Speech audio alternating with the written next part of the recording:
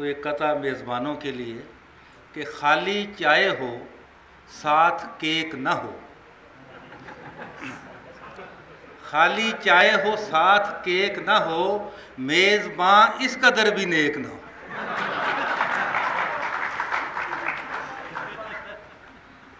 خالی چائے ہو ساتھ کیک نہ ہو، میزباں اس قدر بھی نیک نہ ہو۔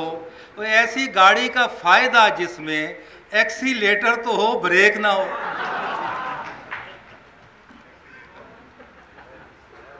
اور ایک چونکہ مختصر صحیح رکھنا ہے، حکم ہوا ہے، تو ایک قطع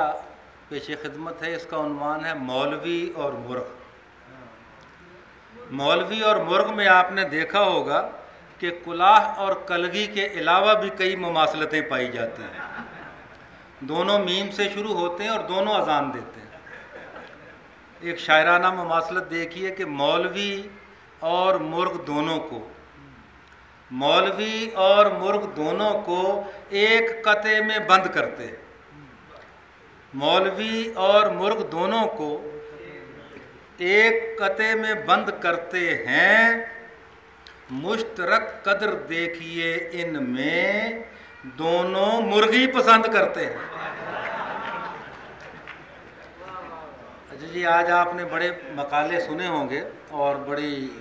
لفاظی بھی دیکھی ہوگی آپ نے، اور شاعر اپنے محبوب کی تعریف کرتا ہے تو اس کے پاس بڑے الفاظ ہوتے ہیں۔ آنکھوں کی بات کرنی ہے تو غزالی آنکھیں ہیں، قد کی بات کرنی ہے تو سرو قد ہے۔ یہ ایک بینکار کی محبوبہ ہے،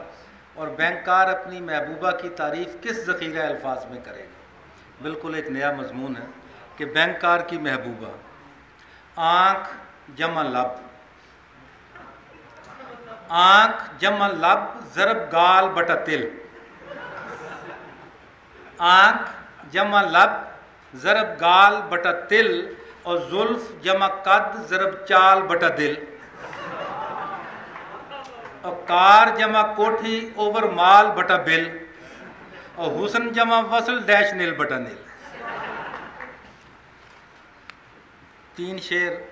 معین الدین صاحب غالب کی زمین میں۔ کبھی چشم و ابرو بہم دیکھتے ہیں، کبھی چشم و ابرو بہم دیکھتے ہیں، کبھی اس کی زلفوں کے خم دیکھتے ہیں، قیامت کے فتنے سے ایک قد آدم، پڑوسن کے فتنے کو کم دیکھتے ہیں، اور کہاں دیکھتا ہوگا خود اس کا شوہر اسے جس توجہ سے ہم دیکھتے ہیں۔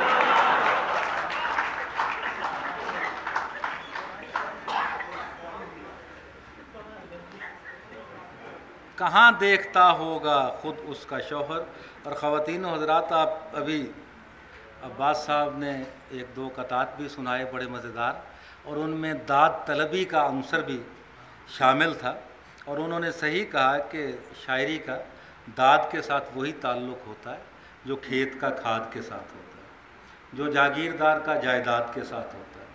اور جو پاکستان کا امریکی امداد کے ساتھ ہوتا ہے، اور جو بیوروکریسی کا اسلام آباد کے ساتھ ہوتا ہے،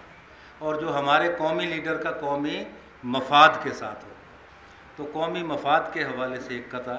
کہ اگر تم بھی بڑوں میں ہو تو چھوٹا کس کو کہتے ہیں، اگر تم بھی بڑوں میں ہو تو چھوٹا کس کو کہتے ہیں، بقول خود کھڑے ہو تم تو کھوٹا کس کو کہتے ہیں، زیادہ تو نہیں لیکن مجھے بس اتنا سمجھا دو، اگر تم قومی لیڈر ہو تو لوٹا کس کو کہتے ہیں۔ ایک چھوٹی سی نظم، یہ ہمارا المیہ ہے اور ایک سرکل ہے، اس کا عنوان ہے مریض اور مسیحا، لیکن ہم سب اسی سرکل میں ہیں کہ بیمار ہو کہ میں جو گیا ڈاکٹر کے پاس، جناب صدر، بیمار ہو کہ میں جو گیا ڈاکٹر کے پاس، کیوں کر بتاؤں کیسے میرے اڑ گئے حواس، حیران ہوا یہ سن کے میں نرسوں کی ٹیم سے، وہ خود دوائی لینے گئے ہیں حکیم سے، اور آگے سے جب حکیم کو ڈھونڈا ہوا عیاں، آئے تھے اس جگہ جو ابھی ڈاکٹر فلاں،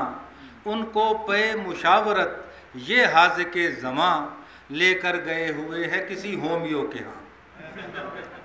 ناچار ہومیو کی طرف اٹھ گئے قدم، پہنچا وہاں جو پاٹ کر گلیوں کے پیچ و خم، بولا یہ بالکا کہ مجھے آپ کی قسم، تینوں گئے ہیں پیر کے در پر کرانے دم۔ اور آگے سے ہنستے ہوئے جو پہنچا، آخری بند ہے، ہنستے ہوئے جو پہنچا میں پھر پیر جی کے گھر،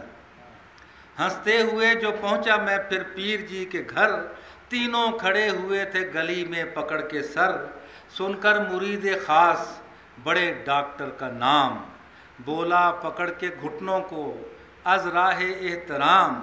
تھا پیر جی کو رات سے نزلہ بما زکام، سو چھوڑ کر ادھورا یہاں اپنا فیض عام، وہ آپ کے متے پہ گئے ہیں ابھی ابھی، ہوتا ہے اس طرح بھی جہاں پر کبھی کبھی۔